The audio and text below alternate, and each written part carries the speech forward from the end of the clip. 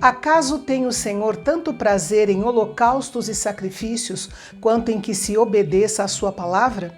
A obediência é melhor do que o sacrifício, e a submissão é melhor do que a gordura de carneiros. O capítulo de hoje marca o início de um período na história de Israel que poderia ter dado muito certo se não fosse pela desobediência. Vamos ver qual foi o motivo que levou o reino tão próspero de Salomão a ser dividido logo após a sua morte. Vem comigo!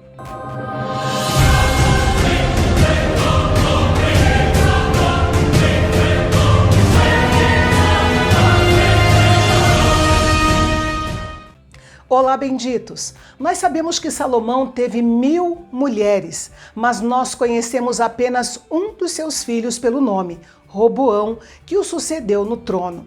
A cidade escolhida para sua coroação foi Siquém, que ficava a cerca de 64 quilômetros de Jerusalém. No capítulo anterior, nós falamos sobre Jeroboão, que fugiu para o Egito, temendo ser morto pelo rei Salomão, depois que recebeu uma mensagem de Deus pelo profeta Aías, dizendo que Israel seria dividido e ele, Jeroboão, governaria sobre 10 tribos. Pois bem, assim que Salomão morreu, os líderes das tribos do norte de Israel mandaram chamar Jeroboão no Egito, porque o reconheciam como seu líder. Jeroboão voltou e juntos eles compareceram à cerimônia de coroação de Roboão em Siquém. Chegando lá, eles protestaram diante de Roboão contra a pesada carga tributária que Salomão havia colocado sobre eles. Eles se mostraram dispostos a servir Roboão desde que ele facilitasse um pouco a vida do povo. Roboão pediu um prazo de 3 dias para dar a resposta e então foi buscar aconselhamento. A iniciativa de Roboão foi excelente. Quando vamos tomar decisões importantes, buscar conselhos é uma atitude sábia. Mas é importante também nos certificarmos de pedir conselhos a cristãos maduros que podem nos orientar no caminho certo. Roboão então procurou conselho com os homens mais velhos e sábios que tinham estado junto com seu pai Salomão e que deram a Roboão o melhor conselho possível. Se ele mostrasse bondade e um coração de servo para com o povo, eles o amariam e o serviriam para sempre. Mas Roboão não gostou do conselho dos mais velhos e foi pedir conselho aos jovens que haviam crescido com ele e que agora eram seus servos. Isso é muito comum de acontecer nos dias de hoje. É o que se chama de aconselhamento de compras. A ideia é que a pessoa continue pedindo conselho a pessoas diferentes até encontrar alguém que lhe diga o que ela quer ouvir. É uma maneira imprudente e ímpia de obter conselhos. O ideal é termos alguns conselheiros de confiança a quem nós ouviremos, mesmo quando eles nos disserem o que nós não queremos ouvir. Os jovens servos eram muito mais propensos a dizer a Roboão o que ele queria ouvir. Afinal, o interesse real deles era engrandecer a si mesmos diante do novo rei. Eles sugeriram uma abordagem que tornaria Roboão mais temido do que Salomão. E foi isso que Roboão fez. Em vez de aliviar o jugo, anunciou que o tornaria ainda mais pesado e mais cortante. Tanto com suas palavras quanto com sua atitude, o novo rei deixou claro ao povo que ele era importante e poderoso, enquanto eles eram insignificantes e fracos. E essa era uma mensagem perigosa.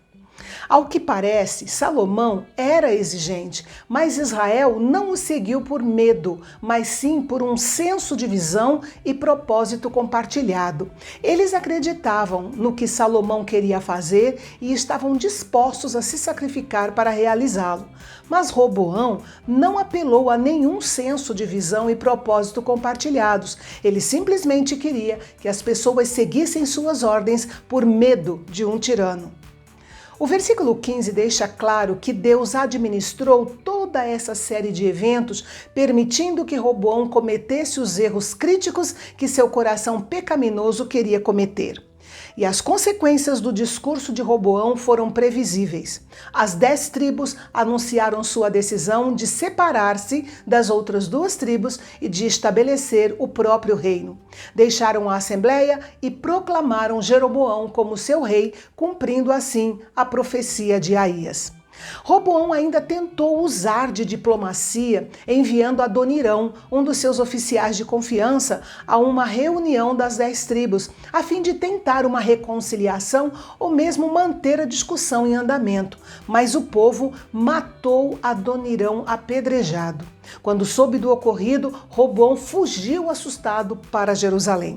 Chegando lá, ele reuniu 180 mil homens para guerrear contra as 10 tribos e reconquistar o que havia perdido.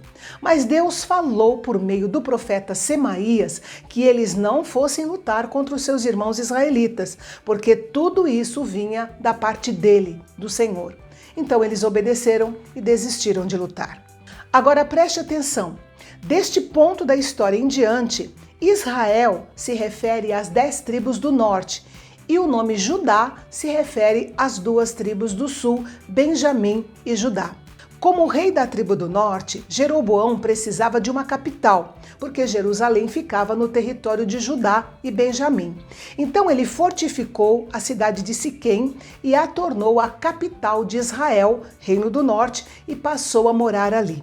Jeroboão tinha uma promessa significativa de Deus, dada por meio do profeta Aías, que se ele obedecesse ao Senhor, guardando os seus mandamentos, o Senhor estaria com ele e lhe daria uma dinastia como a de Davi na parte norte de Israel. O fato de o reino estar dividido não significava que as tribos do norte estavam isentas das obrigações da aliança entre Deus e o povo. As tribos do norte deveriam observar a lei de Moisés tanto quanto as tribos do sul. Jeroboão então pensou o seguinte: se o povo do norte precisava ir fazer sacrifícios anualmente na casa do Senhor em Jerusalém, eles acabariam se voltando para Roboão e ele, Jeroboão, acabaria morto.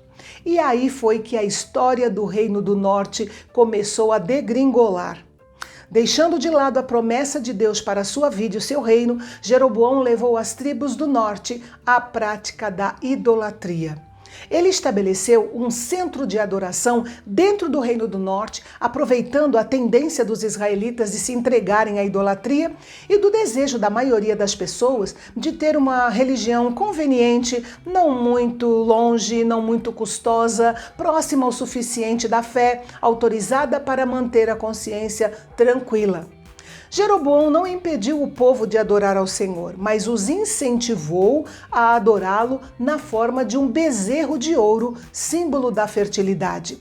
Ele fez 2 bezerros de ouro, colocou um em Betel, na fronteira bem perto de Jerusalém, e outro em Dan, no extremo norte. O objetivo era que o povo do Reino do Norte não precisasse mais se deslocar para adorar em Jerusalém. Jeroboão instituiu a sua própria religião. E uma religião precisa de sacerdotes. Então Jeroboão nomeou todo tipo de gente para servir como sacerdotes nos altares de Betel e Dan, ignorando o que Deus havia deixado claro, que apenas os descendentes de Arão serviriam como sacerdotes. Qualquer outro seria morto. Ele ofereceu sacrifícios e queimou incenso, servindo como seu próprio sacerdote, provavelmente para que pudesse, em sua própria pessoa, condensar o poder civil e eclesiástico. Jeroboão tornou-se um exemplo de líder político que molda a religião para o seu próprio propósito. A questão da religião verdadeira não era importante para ele, mas sim a religião útil.